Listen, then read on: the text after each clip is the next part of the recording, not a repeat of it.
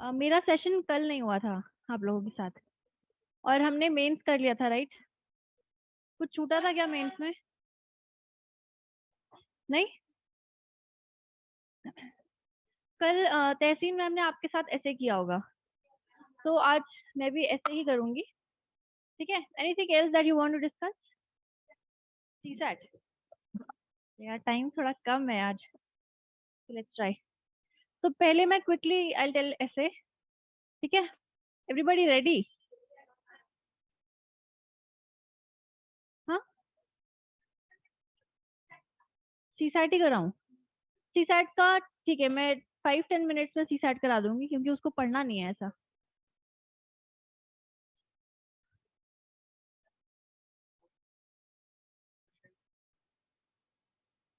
एक सेकेंड, वो मैं एक साथ ले लूंगी आपका, ठीक है? ऐसे हिंदी, हिंदी कोट, राइट? ठीक है, टेल। पहले सीसैट कर लेते हैं जल्दी से।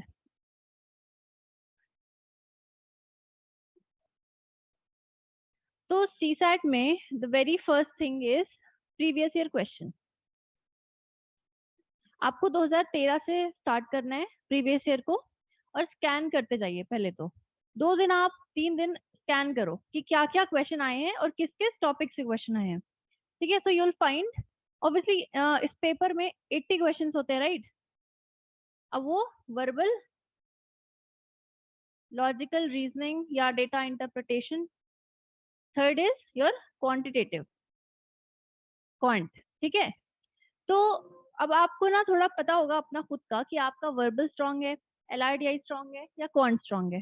ठीक है, तो इसमें आपको अपनी स्ट्रेंथ पता होनी चाहिए यहाँ पे। कुछ लोग होते हैं जो वर्बल को, जैसे वर्बल करीब 80 में से कभी 23 आ गया, कभी 25 आ गया, इस तरह से अप डाउन होता रहता है इन तीनों का सेक्शन।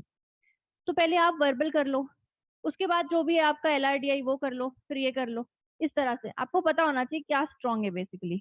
तो इसमें टेक्निक क्या है कि आपने पहले सब बैठ जाए। आगे भी सीट खाली है, आप लोग आगे भी आ सकते हैं कुछ लोग।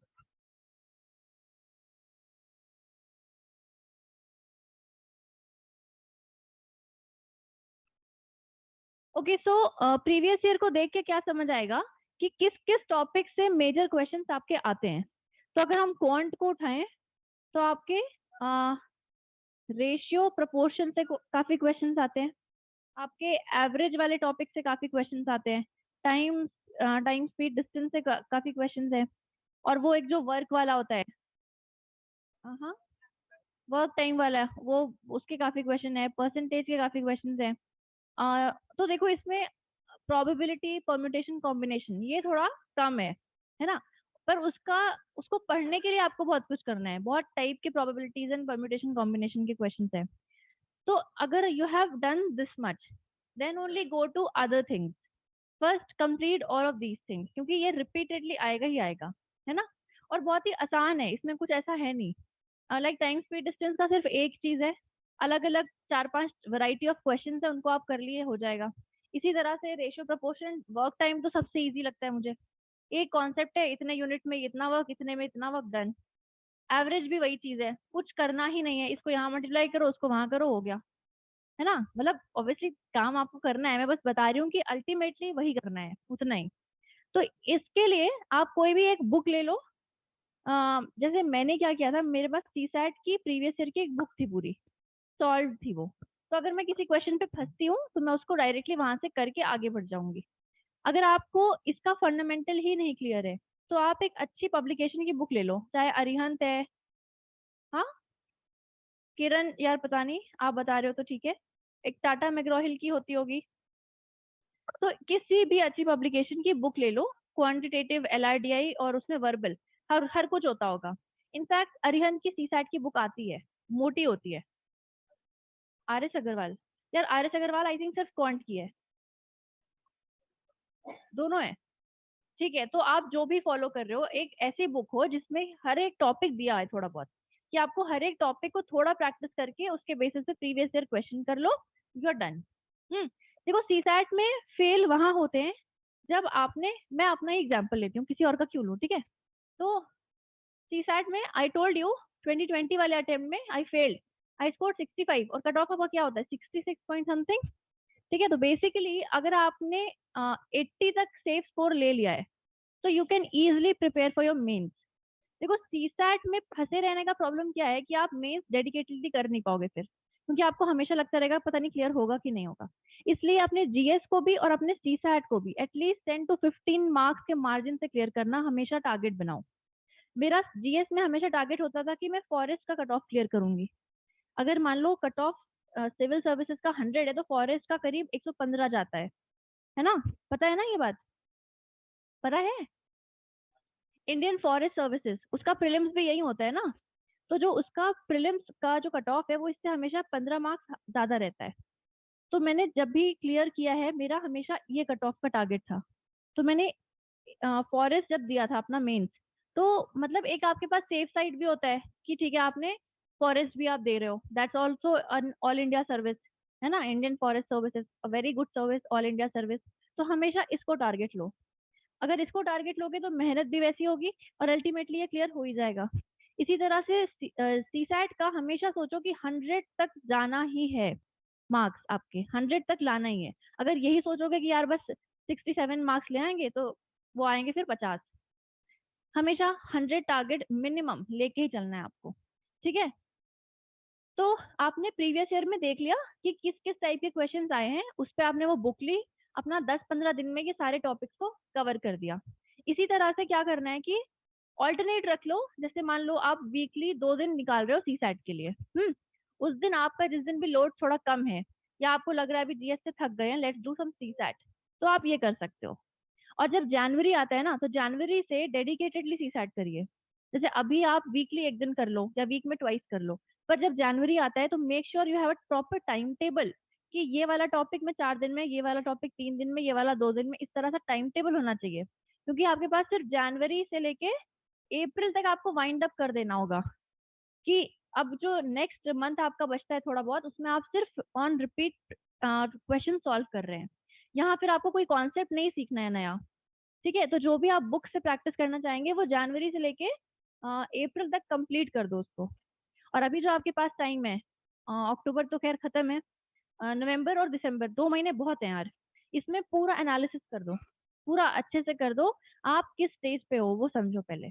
ठीक है, और सीसैट देखो बहुत इजी है, पर बात यह है कि उसमें चाहिए आपको कॉन्फिडेंस, दैट्स ऑल।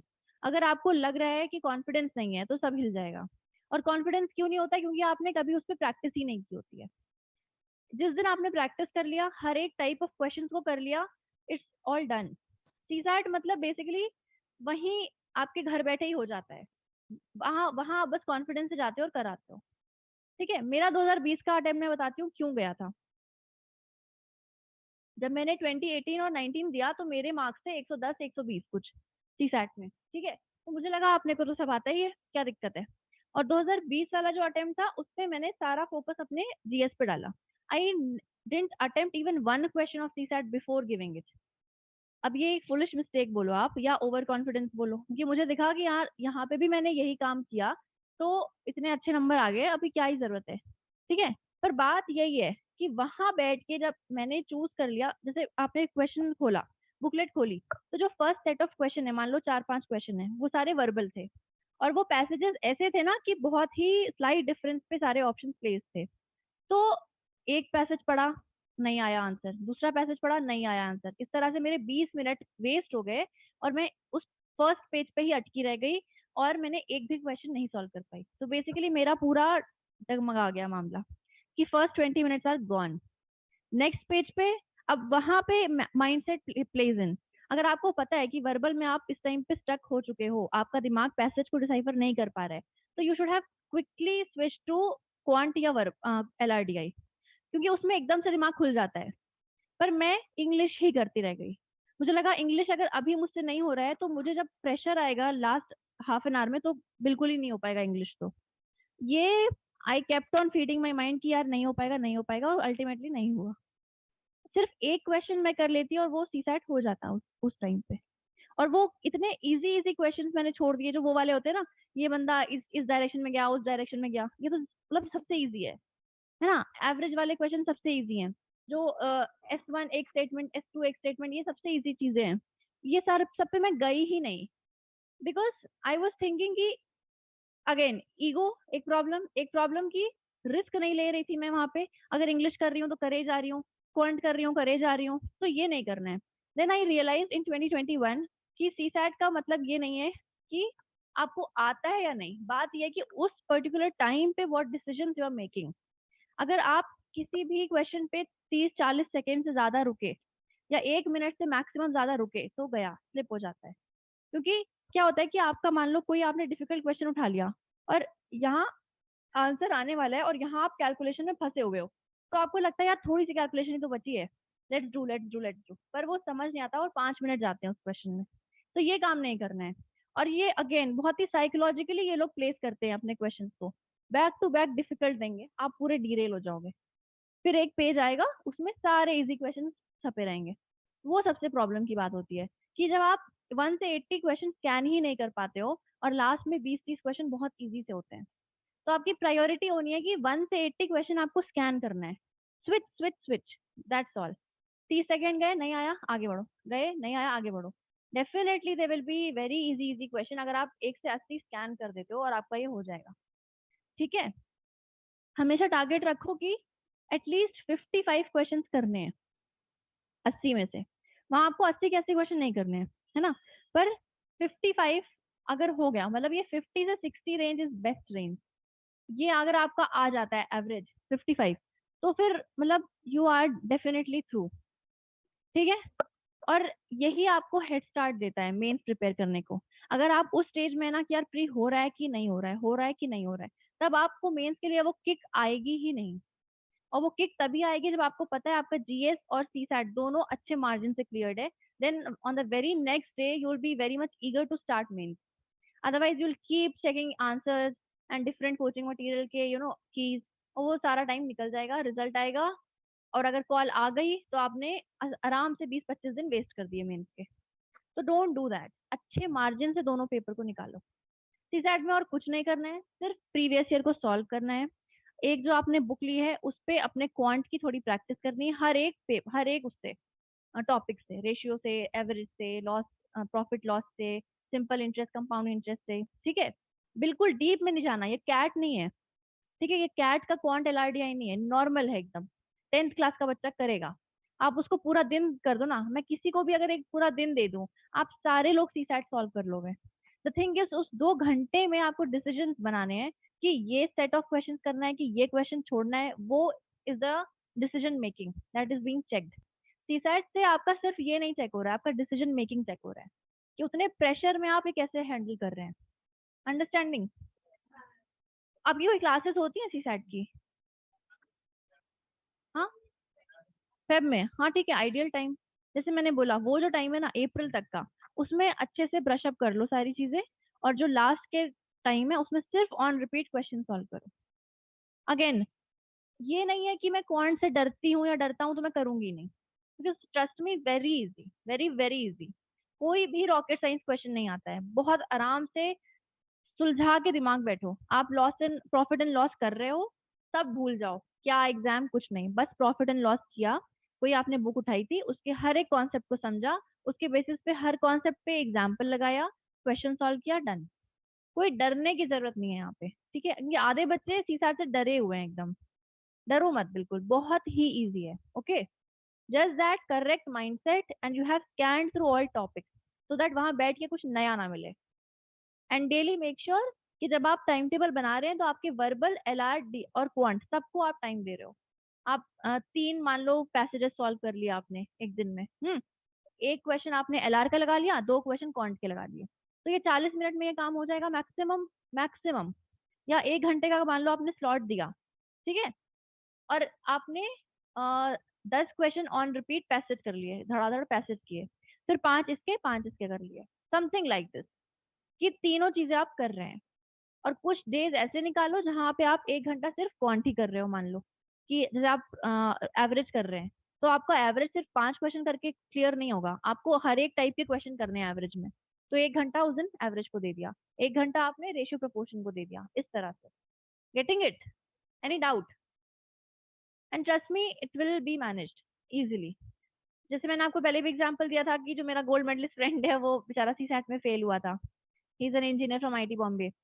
तो बात वही है कि फेल होने का कोई मतलब ही नहीं है उस इंसान का। दिक्कत ये है कि वहां पे आपका ईगो आता है, बैठे बैठे यार एवरेज का क्वेश्चन मैं नहीं कर पा रहा हूँ, करूंगा। पर उन्होंने वो डिजिट ऐसे प्लेस किए हैं कि टाइम लगेगा। दिक्कत ये नहीं है कि वो आपसे हो नहीं रहा, दिक्कत ये है कि आपको डिसीजन मेकिंग करनी है 2 घंटे में। क्योंकि जब आप ऑफिसर बनते हैं तो कुछ डिसीजन ऐसे होंगे जहां आपका ईगो हर्ट हो रहा है, फिर भी आपको लेना पड़ेगा, है ना। Again, this is your personality check, all of these papers are your personality check. कुछ डाउट और सी सेट में? हम, हाँ,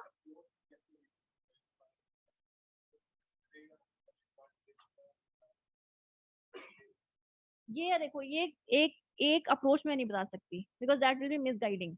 द थिंग इज, आप सबके लिए अलग अप्रोच होगी। कुछ लोग होंगे जो सिर्फ वर्बल पहले करना चाहेंगे, लास्ट के 40 मिनट्स में क्वांट करना चाहेंगे। कुछ लोग होंगे जो पहले सारा क्वांट एलआरडीआई कर लेंगे, लास्ट 40 मिनट्स में आपको वर्बल करना है। द की इज, सारे सेक्शन में से करना है बस, ये समझ लो। इस बार मेरे जितने भी दोस्तों ने सिर्फ क्वांट किया, they all were on the edge, क्योंकि क्वांट डिफिकल्ट था और वर्बल बहुत आसान था।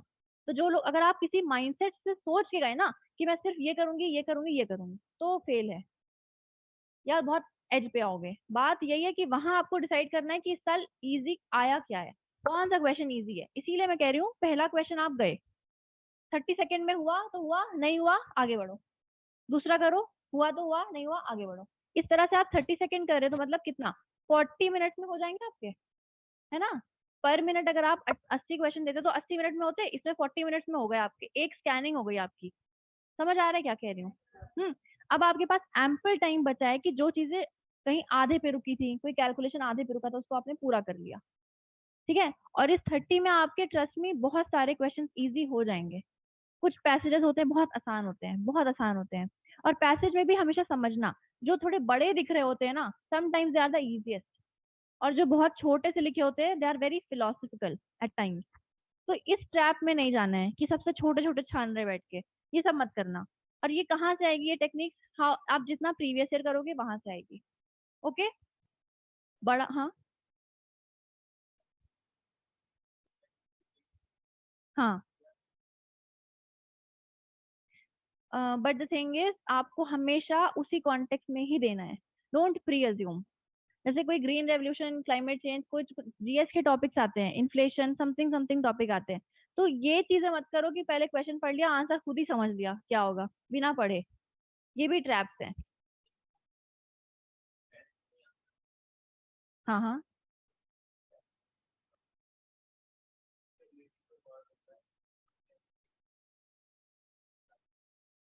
देखो, जैसे वर्बल में क्या है कि 3 तरह के क्वेश्चंस आते हैं। एक होता है कि what is the central message of this passage, है ना, अगर आपने पढ़ा हो। एक होता है कि what is the best message या सेंट्रल मैसेज, सेंट्रल थीम क्या पूछ रहा है वो। और ये हमेशा एक एक सेंटेंस के होंगे, 4 ऑप्शंस होंगे। एक होता है आपका अजम्पशन वाले क्वेश्चन, कि व्हाट इज द अजम्पशन। अब इसमें होता है ए बी सी, आपके ऑप्शंस होंगे A and B, A B and C, B and C, इस तरह के। एक होता है इन्फेरेंस वाले क्वेश्चन, कि आपने इससे इन्फर क्या किया है। अगर आप वर्बल को अच्छे से डिसाइफर करेंगे क्वेश्चंस को, तो 3 ही तरह के क्वेश्चंस निकलेंगे। एक होगा अजम्पशन क्या है, एक होगा इसमें इन्फेरेंस क्या है, एक होगा सेंट्रल मैसेज क्या है। These are the best questions to answer. Central message, क्योंकि फर्स्ट ऑफ ऑल वो आपको ट्रैप नहीं करना चाह रहा है, ए बी बी सी।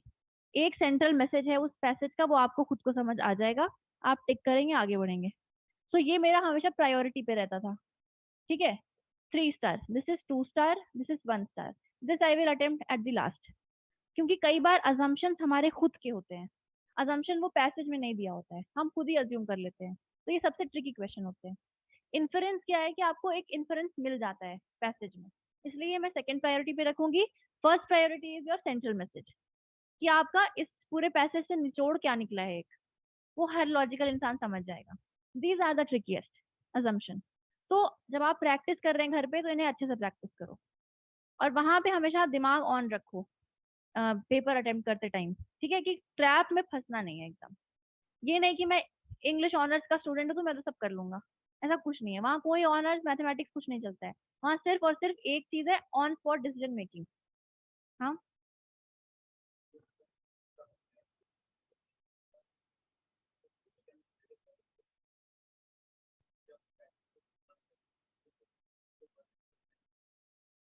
हाँ हाँ।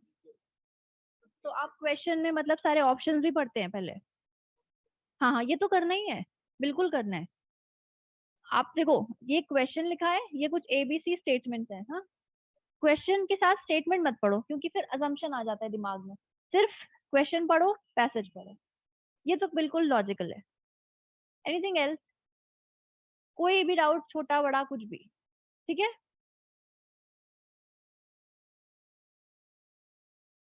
और देखो, जैसे मैंने ये खुद से समझा है कि 3 तरह के वर्बल के क्वेश्चन होते हैं, तो ये अंडरस्टैंडिंग आपको आनी चाहिए कि किस तरह की चीजें मेरे लिए स्ट्रेंथ है, किस तरह की चीजें मेरे लिए वीकनेस है। मेरे लिए assumption is a weakness, central message is a strength. ये आपको खुद को समझ आएगा। कुछ लोग अजम्पशन बहुत अच्छा निकाल लेते हैं, मैं नहीं कर पाती थी वो चीज।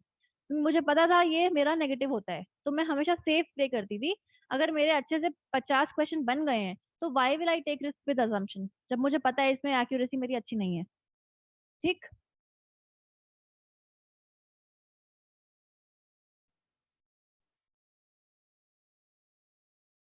और यार सबसे इजी क्वेश्चंस वही है, वो डायरेक्शन वाले, वो ब्लड रिलेशन, ये सारी चीजें, तो ये सब छूटना नहीं चाहिए।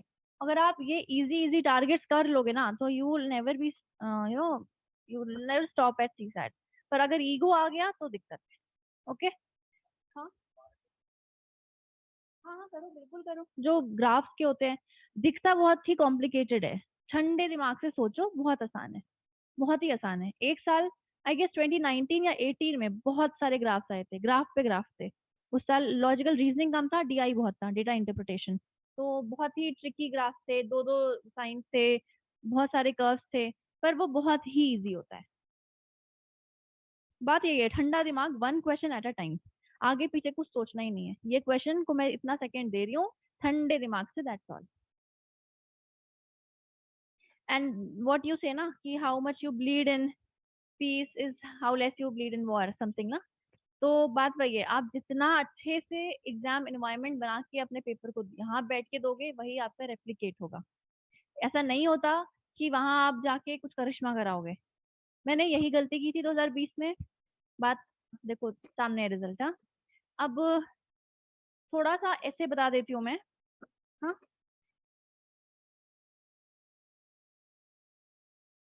ऐसे में this year I score 134, which is a decent marks this year. ठीक है। तो जो भी चीजें मैंने समझी हैं वो मैं बता देती हूँ। अब एक टॉपिक है जो इसी बार आया था, ships, ships are safe in the harbor but it is not its place, है ना, कुछ ऐसा था।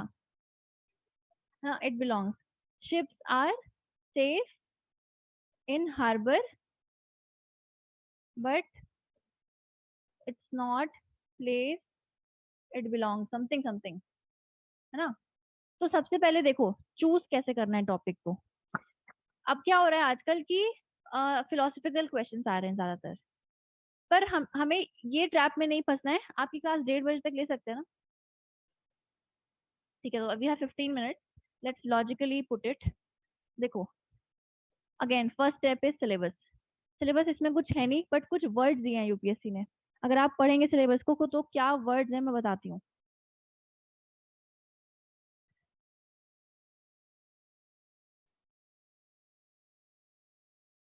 इसमें लिखा है, candidates are expected to keep closely to the subject of the essay to arrange their ideas in an orderly fashion.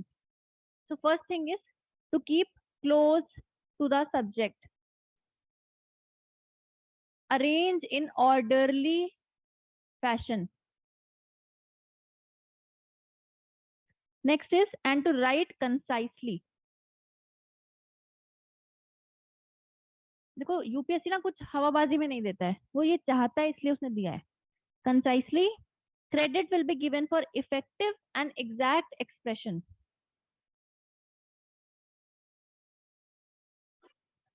Effective and exact expression.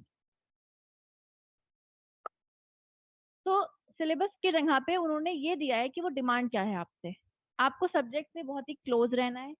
Order, एक order में आपका ऐसे होना चाहिए, काफी कंसाइज आइडिया होना चाहिए, इफेक्टिव एंड एग्जैक्ट एक्सप्रेशन आना चाहिए, जो आप एक्सप्रेस करना चाहते हैं वो बहुत ही इफेक्टिव होना चाहिए।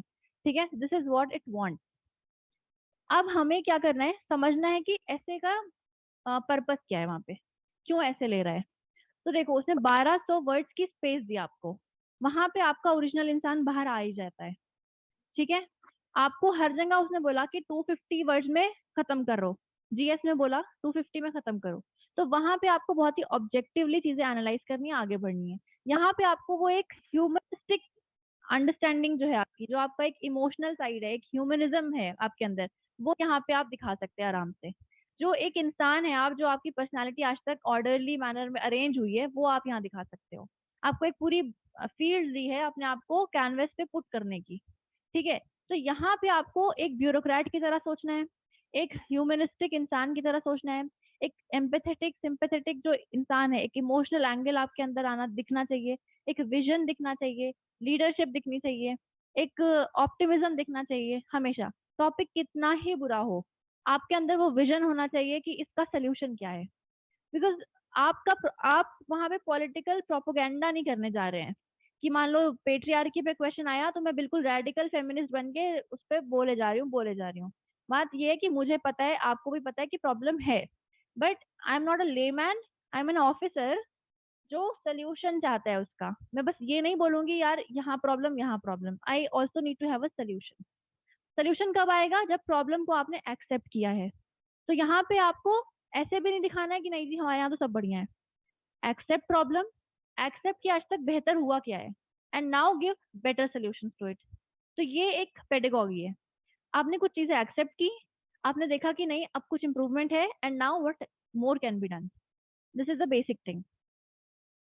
सो how do you do this?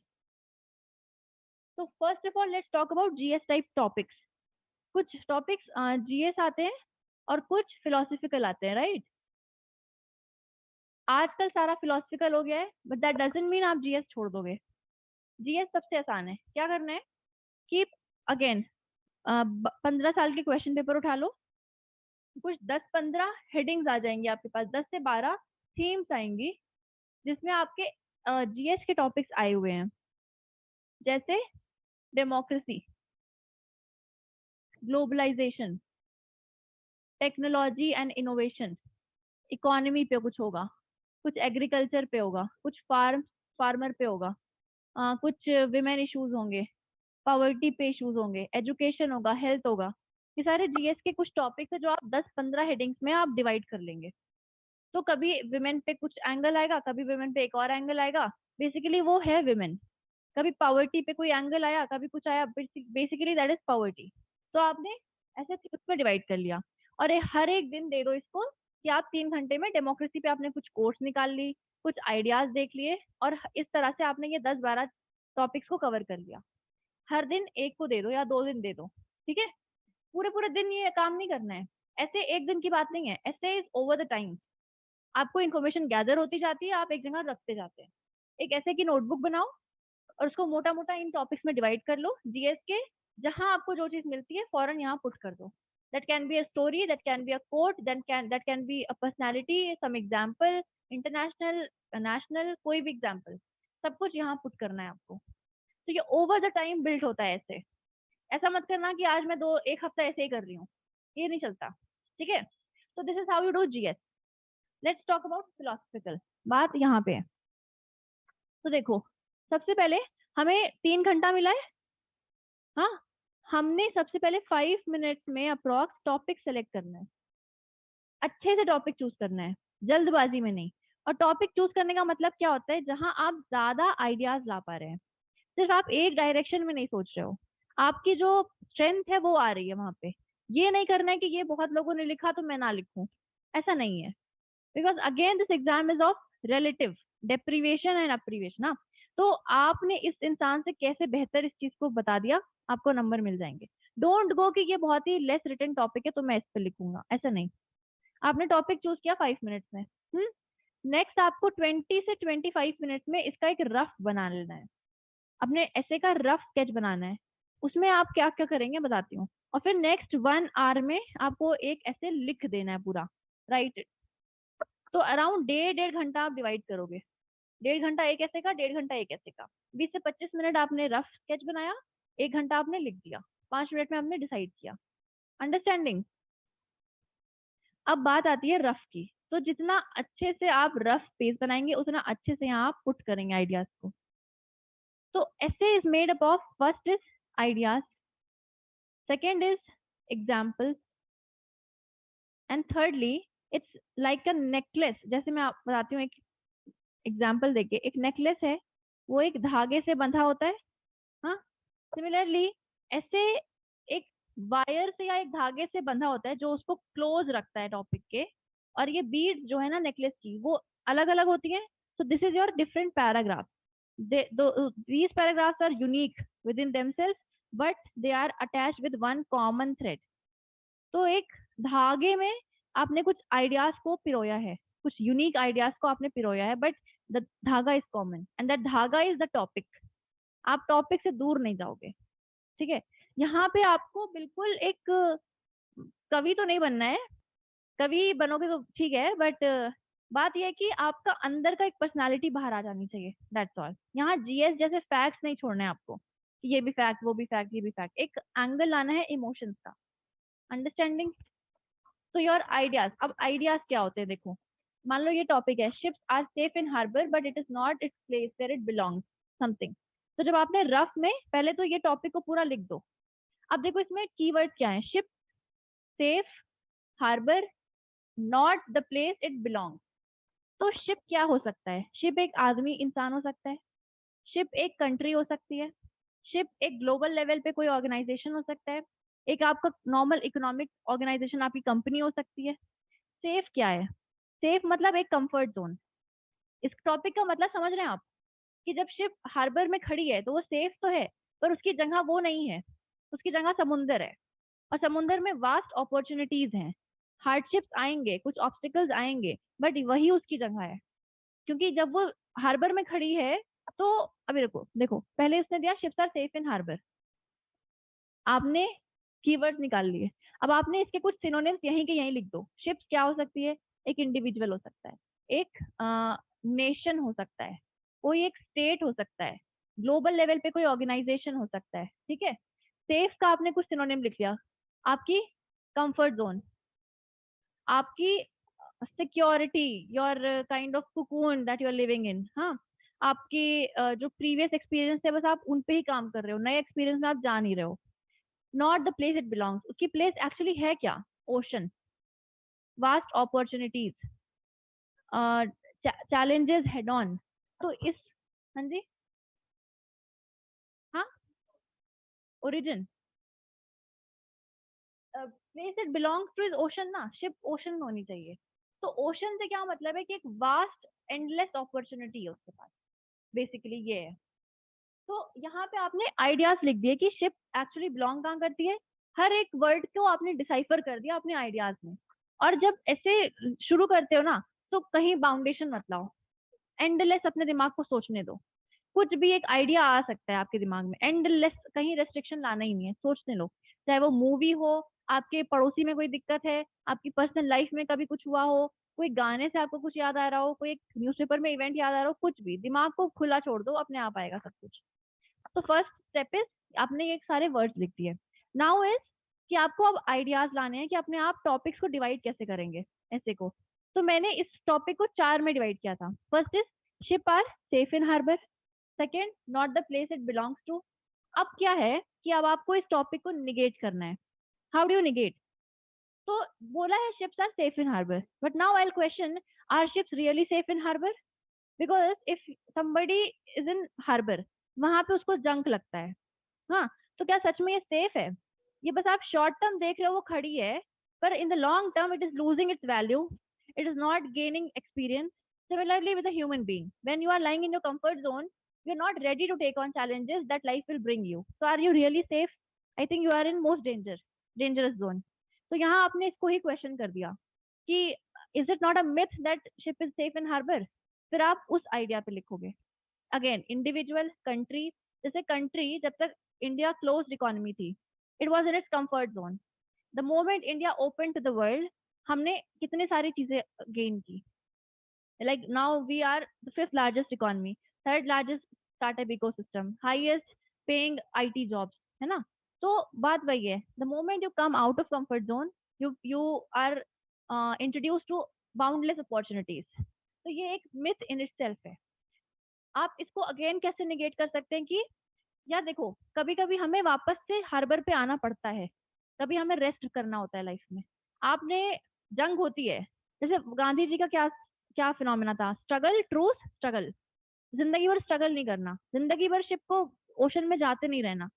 कभी होगा कि वो अपनी स्ट्रेंथ खो देगी, अपनी कैपेबिलिटीज खो देगी, तो sometimes you have to return to back to harbour. Similarly, जैसे इंडिया ने आरसेप से विड्रॉ किया, आरसीईपी से विड्रॉ कर लिया, जानते हो ना आरसीईपी?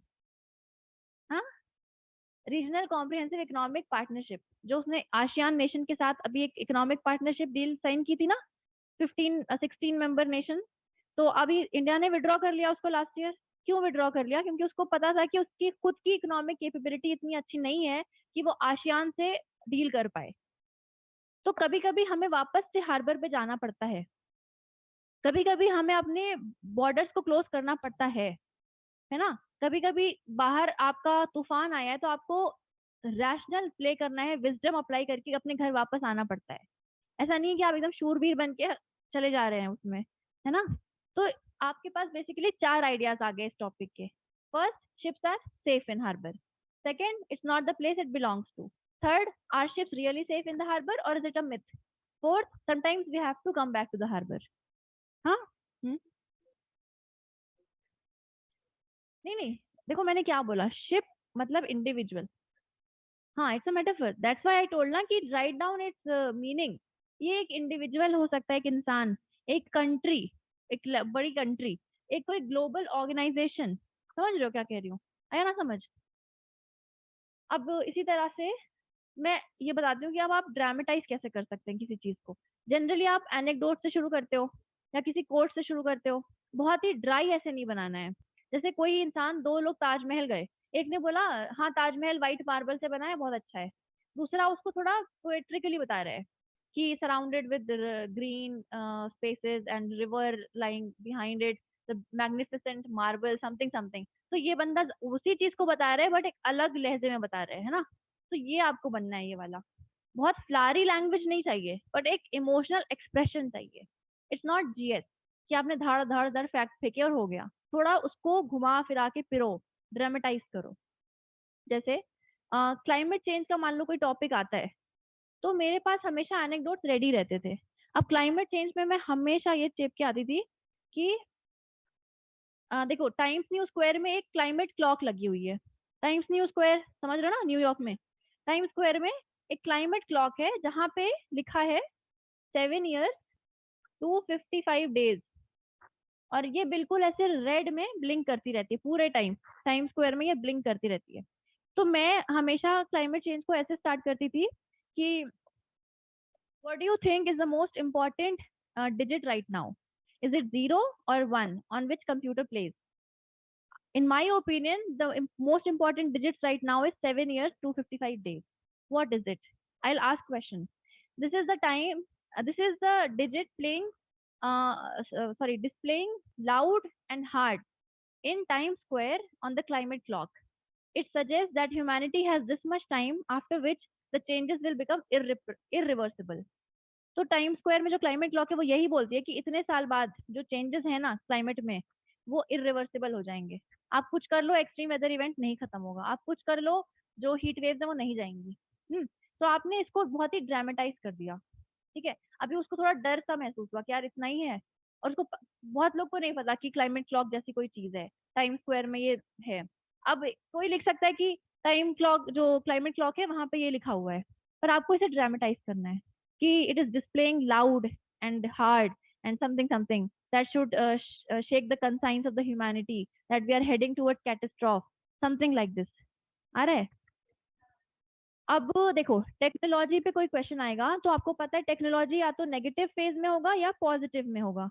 हाँ, तो नेगेटिव ऑफ टेक्नोलॉजी के लिए कुछ एनेक्डोट देख लो, पॉजिटिव के लिए कुछ देख लो। अब नेगेटिव में मैं हमेशा क्या करती थी कि 2 इंसिडेंट्स मैंने पढ़े थे कि एलेक्सा जो है वो एक बच्चे को बोल रहा है कि गो इलेक्ट्रिक्यूट योरसेल्फ। वो बोलते जाओ प्लग में अपना हाथ डाल दो। वो बच्चा है, उसको माँ ने एलेक्सा दिया कि वो उससे खुश रहे, पर एलेक्सा उसको सिखा रहा है मरने का तरीका। तो एक नेगेटिव है ना। सेकेंड इज, एक मैंने पढ़ा था कि लंदन में एक सिंगल मॉम है। She is very depressed with life. She has been going through repeated relationship failures and everything. She has lost her job, blah blah blah. So basically, she and Alexa और Siri जो भी है वो उसके साथ है, और वो हर चीज उससे पूछती है कि Siri, how am I looking today? या Alexa, play me a song. I want to cheer up. Alexa, something something. तो एक दिन Alexa ने क्या बोला कि XYZ, you are worthless. You should die. Your heart should stop beating right now. तो ये इंसान जो ऑलरेडी डिप्रेस्ड है उसको एलेक्सा बोल रही है कि you are worthless, go die. तो ये एक नेगेटिव ऑफ टेक्नोलॉजी है ना। तो हमेशा आप इसको स्टोरी से स्टार्ट कर सकते हैं। तो इसमें क्या है कि देखो लास्ट ईयर क्वेश्चन आया था जब मैंने ये अटेम्प्ट दिया था 2021 वाला, उसमें टॉपिक था the process of self discovery has been outsourced to technology. जो सेल्फ डिस्कवरी का प्रोसेस होता है कि what is the purpose of my life, who am I, what am I doing, what I like, what I don't like, that has been outsourced to technology. Your likes on Instagram tell how much likeable you are, not the real life. Your comments on Instagram and Facebook tell कि आप कितने chill person है।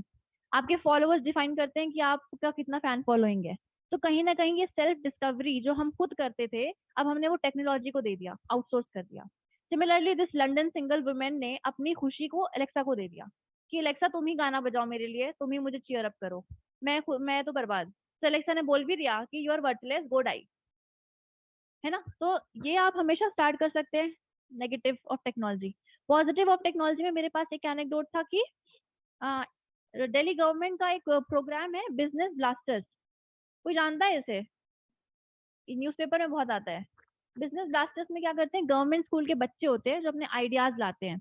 It's like Shark Tank, हाँ, entrepreneurship. तो ये बच्चों का Shark Tank है मान लो। Again this is technology and innovation का पॉजिटिव। तो आप इसको ड्रामेटाइज कैसे करोगे कि मान लो एक दलित बच्ची है 12 साल की, तो उसने बचपन में कास्ट डिस्क्रिमिनेशन सहा है, उसने जेंडर बेस्ड डिस्क्रिमिनेशन सहा है, but today you can write like 11 or 12 years old girl, she is standing with a baggage of past discrimination. She is having the currents of present and the opportunities of future, and she is dictating her ideas on the dais of business blasters in front of top bureaucrats and economists. This is the power of technology and innovation. तो उसका जो भी आज तक का discrimination था वो कहीं ना कहीं रे ऑफ होप में बदलता है और वो अपने आइडियाज को बताती है यहाँ पे। तो ये एक तरीका है ड्रामेटाइज करने का, रादर देन सिंपली राइटिंग कि दिल्ली गवर्नमेंट ने ये लॉन्च किया है और इससे बहुत अच्छा हो जाएगा। है ना। तो इसी तरह से आपको, अब ये न्यूज़पेपर में आएगा तो काम आपका है कि आप इसको ऐसे में कैसे इंक्लूड कर सकते हैं। कोई इसको पढ़ के आगे बढ़ जाएगा, किसी को यहाँ पे अपॉर्चुनिटी दिखेगी कि आप ऐसे का स्टोरी बना सकते हो। यहाँ पे आप एथिक्स में डाल सकते हैं इसको, इसको आप जीएस इकोनॉमिक्स में पब्लिक प्राइवेट पार्टनरशिप का एक एग्जाम्पल डाल सकते हैं। है ना। समझ आ रहा है ये सब चीजें। सोशल जस्टिस का आप एक वे फॉरवर्ड बता सकते हो इसको। अगेन ये सारी चीजें न्यूज़पेपर से ही मिलती हैं, ये मैंने कहीं अलग से बैठ के खोजबीन नहीं की थी। न्यूज़पेपर में आएगा, आपको रडार अपना ऑन रखना है, इसको मैं यूज कैसे करूंगी। ओके, तो this is how you start and dramatise. अब आप इसी को एंड कर सकते हैं। जैसे मान लो ये बिजनेस ब्लास्टर है, तो अब आप एंड करते हैं कि इन दिस ऐसे हमने ये देखा, million of children can be uplifted on the dais of business blasters, and the core thing is your technology and innovation, something something, मतलब ड्रामेटाइज कर दो बेसिकली एंड में। तो जिससे आपने स्टार्ट किया उससे आप घुमा के एंड कर रहे हो, तो एक साइकिल दिखती है ऐसे की। ये एक तरीका है। कोई तरीका कोट भी हो सकता है कि ये कोट इस कॉन्टेक्स्ट में हुई, आज भी इसका रेलेवेंस है, समथिंग अंडरस्टैंडिंग। तो हमने क्या क्या सीखा, आपको टॉपिक सेलेक्ट करना है, उसको फाइनलाइज किया। अब आपको रफ स्पेस में इसके सिनोनिम्स देखना है, कहाँ कहाँ अप्लाई हो सकता है। आपने इसको कुछ 4-5 आइडियाज में डिवाइड किया। अब आइडियाज में लिखोगे क्या, ये सुनो। GS1 से लेके GS4 तक पूरा स्कैन कर दो। GS1 में क्या क्या है, art and culture, ancient, medieval, modern, world history, post, Indian society geography. इसी तरह से GS2 में polity, governance, social justice, IR, economy, जो भी, ठीक है। यहाँ से आपको मिलता है कंटेंट। अब कोई क्वेश्चन आता है मान लो डेमोक्रेसी पे, डेमोक्रेसी पे ओवरऑल है, तो आप एंशियंट से जाओगे लेने कि हमारे महाजनपद जो थे वो एंशियंट रिपब्लिक्स थे, है ना एग्जाम्पल ये। इसी तरह से आप वर्ल्ड हिस्ट्री में देख सकते हैं कि पूरे time it was a struggle between democracy and authoritarianism, basically यही था। तो वहां से आपने आइडिया निकाला। देन पोस्ट इंडिपेंडेंस भी आपको यही दिखाना है कि डेमोक्रेसी स्टैब्लिश करने में इंडिया को क्या क्या फेस करना पड़ा, या जब इमरजेंसी लगती है तो that was a threat to democracy.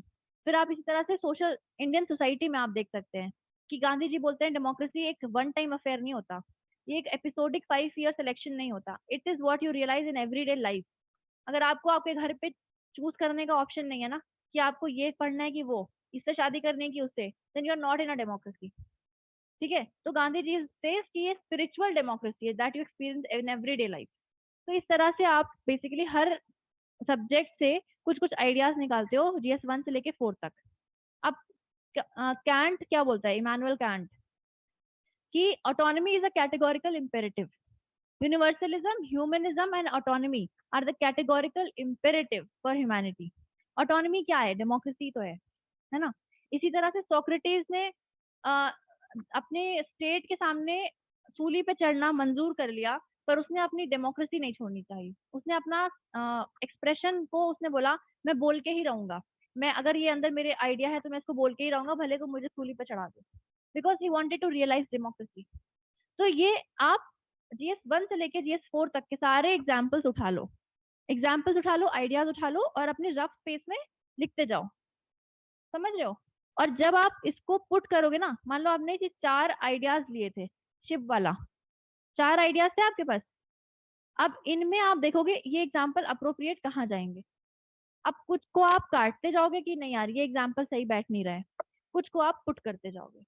I use to do this with a red pen, कि जो मैंने लिख लिया है वो मैं रेड पेन से टिक कर देती थी, ताकि वहां पे हसल बसल ना क्रिएट हो जाए। आप पता लगा ढूंढ रहे हो आइडियाज को कहाँ लिखा है, रेड पेन से टिक करते जाओ, और जो आपको लग रहा है कि यार ये सब्जेक्ट से दूर जा रहा है ये एग्जाम्पल, उसको वहीं के वहीं काट दो। जो भी चीज आप रफ से फेयर में ले जा रहे हो हमेशा सोचो कि वाकई ये टॉपिक से कनेक्टेड है या नहीं, या मैंने कुछ ज्यादा ही फारफेच सोच लिया है, बहुत ज्यादा इनडायरेक्ट तो नहीं हो गया। तो हमेशा choose and then write, choose and then write. इसी तरह से मैं यहाँ पे कोट्स का एक साथ लिख लेती थी सारे जितने याद आते थे, और मुझे कोट याद करने में बहुत दिक्कत थी। तो मेरे 2 कोट तो बिल्कुल फेवरेट थे और वो हर जगह लिखती थी मैं। First is journey of a thousand mile start with a single step. तो ये कहाँ लिख सकते हो, आप मान लो आपने GS आपने ऐसे के टॉपिक में सारे चैलेंजेस बता दिए, अब आप सोल्यूशन की तरफ जा रहे हैं, तो rather than directly switching to solution right journey of a thousand mile begins with a single step, और अब आपने सोल्यूशन शुरू कर दिया।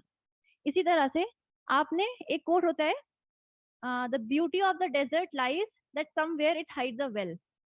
समझ आया, the beauty of a desert lies in that somewhere it hides a well.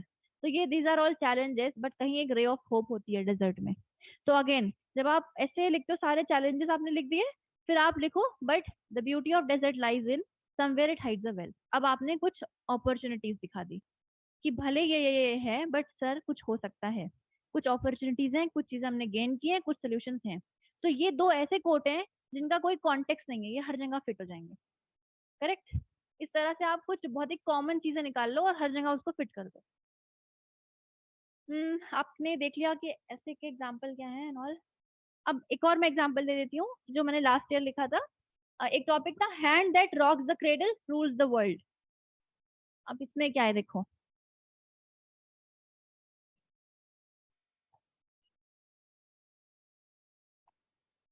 हाँ बताइए।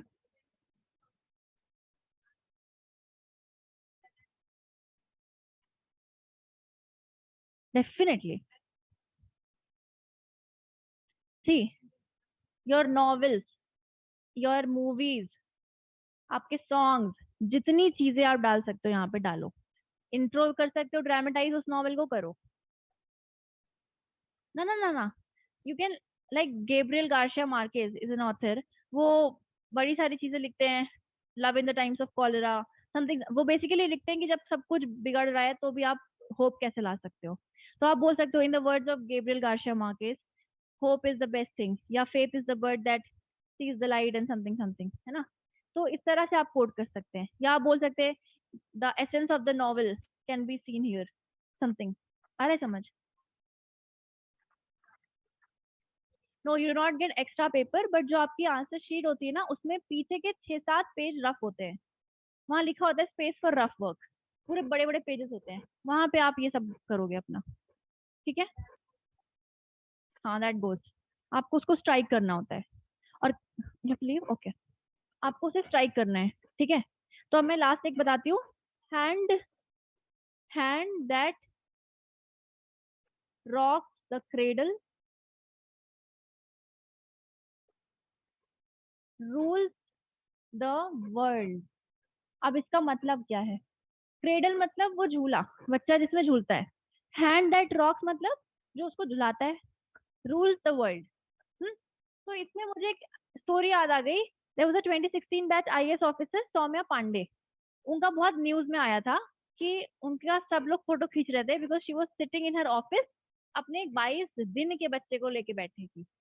She was sitting with a 22 days child in her camp office as an IAS officer. तो ये हो गया ना fit. Hand that rock the cradle, जो अपने बच्चे का झूला झुला रही है, she is also ruling the world. तो ये स्टोरी से मैंने शुरू किया।